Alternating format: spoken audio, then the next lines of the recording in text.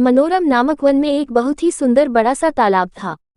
तालाब चारों ओर से सुंदर सुंदर वृक्षों व फूल पौधों से घिरा हुआ था।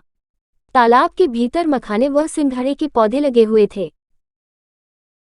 तालाब में सदैव पानी की मात्रा बनी रहती थी, क्योंकि उसके निकट से एक स्वच्छ कलकल धारा वाली नदी प्रवाहित होती थी। एक समय की बात है, दो मछुआरे मनोरम वन में विश्राम कर रहे थे। तभी उन्होंने देखा उस तालाब में खूब सारी मछलियां उपलब्ध है।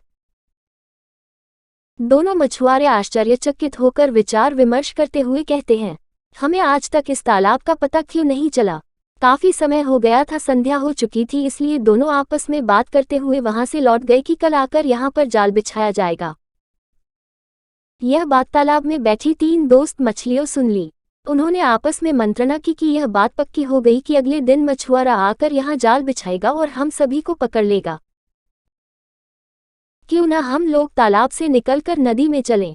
उन मछलियों में से एक मछली दोस्त आलसी थी। उसने बात को स्वीकार नहीं किया और कहा कि जब मछुआरे आएंगे तब हम कहीं छुप जाएंगे।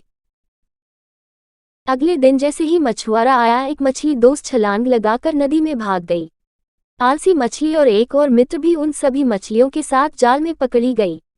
किंतु जैसे ही मछुआरा जाल समेटने के लिए आगे बढ़ा तो समझदार मछली ने मरे हुए होने का झूठा स्वान नाटक किया। मछुआरे ने मरा हुआ समझकर उस मछली को निकालकर फेंक दिया।